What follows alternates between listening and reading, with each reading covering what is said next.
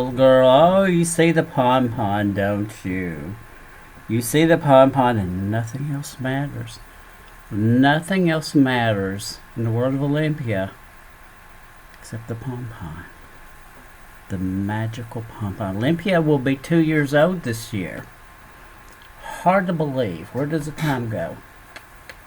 Went to the vet a few weeks ago. Said she's doing very, very well. Healthy girl. I'm going to go for a follow-up because her lab showed, doctor said it was a slight anomaly in her blood work, but he didn't think it was anything to be concerned about, but he wanted to recheck in a month. So are you going to stay with me during this video? You're not, are you? No. No. Say goodbye, everybody.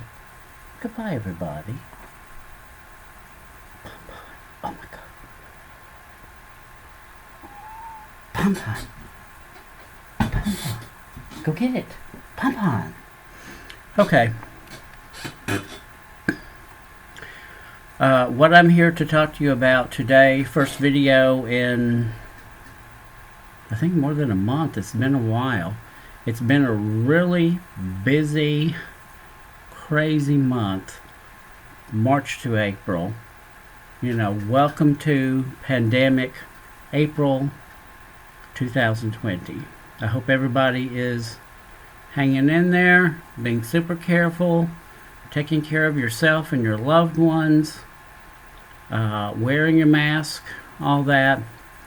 We'll talk about that a little bit later.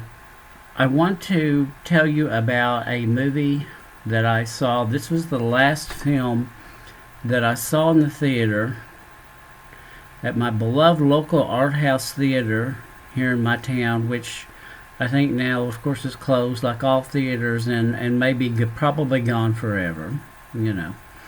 I think we're going to lose a lot of small businesses and art house theaters during this time. Unfortunately, our economy is taking such a big hit. But the last movie that I saw in the theater, it's been more than a month ago now, was the French film Portrait of a Lady on Fire. It is by the incredible director Celine Sciamma. Sciamma is about 40. This is her first film in about 5 years. Previously, she did the film Water Lily, which was her debut feature. She was in her mid-20s. She did a movie called Tomboy. I know she did a short film called Pauline. And I think there's one other one that's escaping me. But this was the first film that I'd ever seen. I've been aware of this movie for about a year.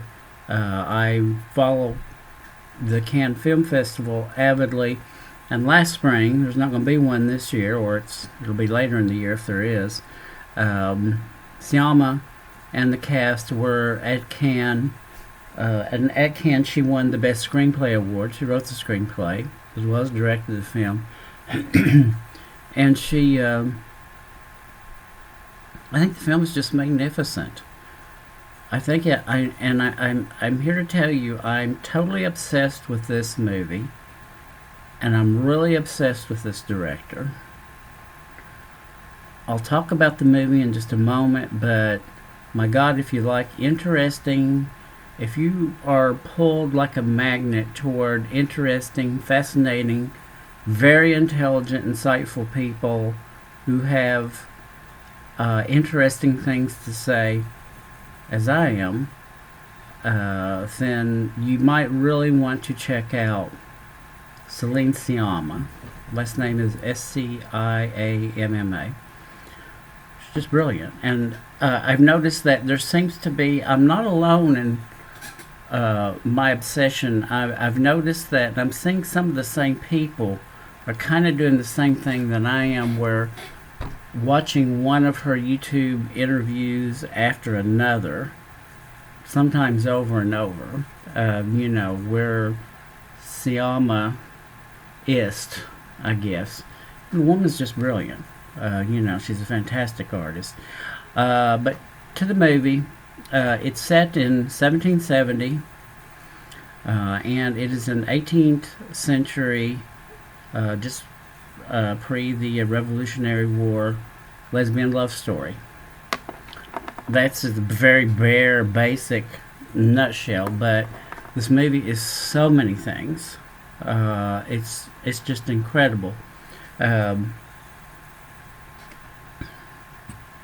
Eloise is a beautiful young artist whose charge is to go to a remote, it's kind of like a chateau in France, and her charge is to paint the portrait of a young woman, young noble woman, Eloise, who is to paint the portrait. In those days, women of a certain classes who hoped for arranged marriages, comfortable marriages, would have their portraits painted.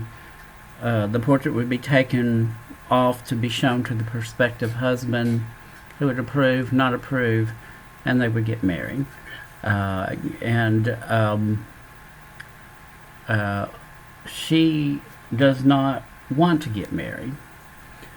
She has just been removed from a convent.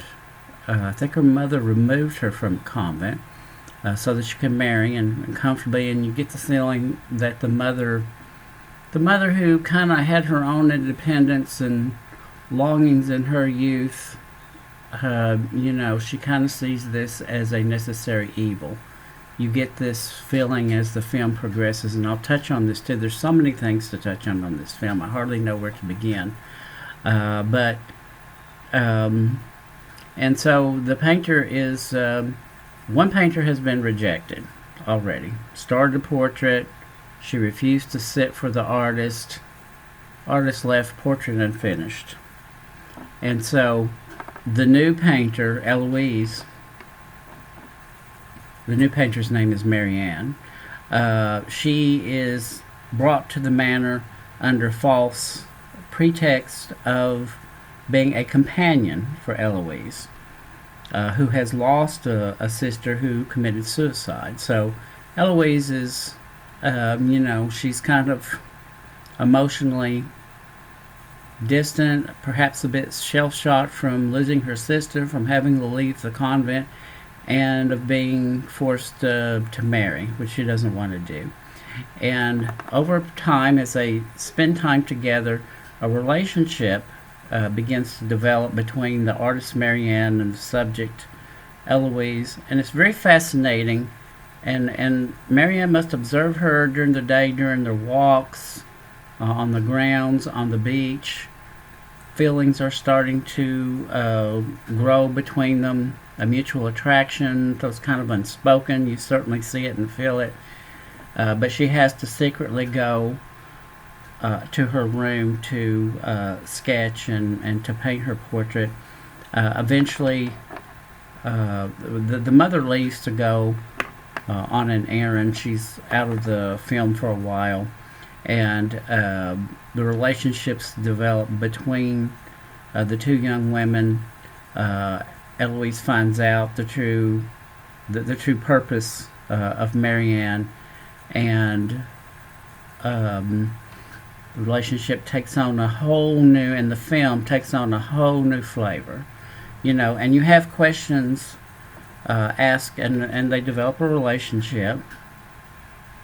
You have questions asked about subjectivity, objectivity, the muse in art, the observer, the observed, deceit.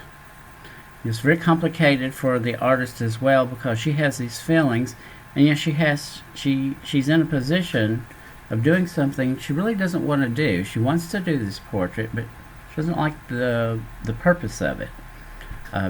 So, and they do have a relationship. Marianne does paint her portrait, and eventually, I don't want to give away too much, but eventually they part. There's an ending that has a couple of really beautiful sequences to it. There's kind of an ending and then a kind of epilogue. It's very beautiful, very moving, and this film feels to me like it's very rare that you see. See, there's a lot of wonderful movies in the world. We've had a lot of very good films in the past year. It's rare that you see a film anymore where you feel like something completely new has been done. And it feels like here you have an unabashed lesbian love story. It's unapologetic. It's out there, and it's kind of like a history is being reclaimed. Has that feel about it, and the there's so many features of the film I enjoyed. It's interesting to me that this couple, they don't really, even in the midst of their relationship, they don't really talk about the possibility of running off together, which is probably would have been a possibility because Marianne is not under the same restrictions that Eloise is, even though she's not of the same class. She's going to be doing her father's business, and she's going to paint. So she has some independence. And Eloise, who is a noble woman, ironically perhaps, has even less. The actresses in this, and another important character is Sophie, who is the maid in the household. And whenever the mother leaves, it's kind of like these three are almost like the three Graces. There's some fascinating dynamics going on between the three of them. I don't mean a menage a trois or anything like that at all, but it's kind of like class falls away, judgment falls away. There's three women. They're in this house, and they're supportive of each other. They're having this experience. The maid is pregnant. She does not want the child, and so we see some scenes, some detailed scenes, sequences detailing abortion of the 18th century, and even of abortion being documented. And just these scenes alone are fascinating. They're absolutely fascinating. They feel very genuine, very immediate, very intimate, and you really feel like a camera has somehow been able to peer into history, into 1770. Film is it's tragic. It's very moving. It's beautifully filmed.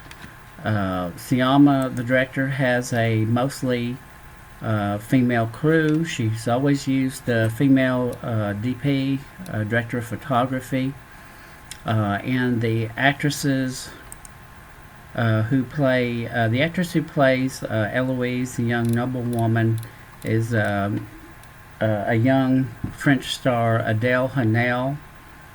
And the woman who plays the artist is Naomi Merlant, Merlant. I'm probably mispronouncing that. Sophie is played by an actress named Luana Bajrami. I'm sure I'm mispronouncing that. The mother is played by Valeria Golino, and I probably butchered those names, but they are all superb in this film. It's very interesting. There's hardly any men in this movie at all. You see a couple of men at the beginning, a few at the end, and a gallery during an art showing, and that's pretty much it. Something is being said, and something very profound is being claimed by this art, by this work of art. This film has moved into certainly my top 10 all favorite films, and possibly my top 5, and I'm very, very fascinated with director Celine Sciamma. So I'll try to link some information about the film, some clips, some interviews with Sciamma. And by all means, this film is on Hulu now, since we don't have the theaters now. But and it may be on other streaming services as well. And the wonderful news is, I'm so glad I remembered this. It's already going to be going to Criterion Collection very soon. I think like this summer, which is just amazing. It's very fast. It debuted at Cannes last spring. I believe it was released in Europe in November or December. It was just released in the United States, I think, late in February. I saw it sometime, I think it was late February when I saw it. So, Portrait of a Lady on Fire. I'm trying to think if there's anything I want to say about it that I'm not thinking. I don't feel like I've done it justice in the 15 minutes that I've been talking, but take my word for it, this is greatness. This movie is a masterpiece, and that's a word I very, very rarely ever use. This movie is a masterpiece. The way it's filmed, the acting, the directing, the writing, the photography, it's just magnificent. So I guess that's enough. It's a really great movie, and by all means check it out. And let me know if you've seen it. Let me know what you think about it. Now, I have a film group on Facebook. We are the best film group there is on Facebook. I say that with no shame whatsoever, called Movie Magic Mesmerize Me. I'll try to leave a link down below. I also have another Facebook group. It's more of a book, general arts group called Lord Audric and the Throne of Fire. I am working on completing, I'm very close to completing a collection of suspense short stories that I'm hoping to self-publish. I was originally going to do it this month in April, but I've just kind of had the wind taken out of my sails a little bit, but I am working on it on a daily basis, and I'm still writing some other things. The book is going to be called The Infernal and Other Tales of Suspense, and I'll say sometime this spring, hopefully. I'm doing it all myself, so this is an ongoing, fascinating process. So everyone take good care, wear your mask, wear your gloves, wash your hands a lot, keep your distance. We will get past this. We will. I believe we will. We don't have, good leadership in the country on this. We have corrosive, disastrous leadership on it, but, American people are, for the most part, very intelligent and have a lot of common sense. So we got too late of a start on this, on being serious about it, but we're there now, and I think we will get past this. We probably are, can say goodbye to the spring. I don't think it's all going to be over in April, the end of April, the 1st of May.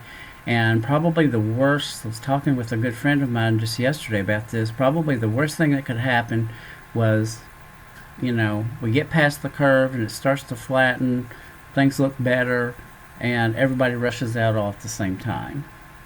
That's probably not a good thing. So this is gonna be with us in the immediate future very heavily, and I think the effects of it probably forever. Our economy will be different, life will be different, health in America will be different, but we will see what happens. I am confident that the landscape is going to be different. Some of us are going to be gone, but we will get past this. We will.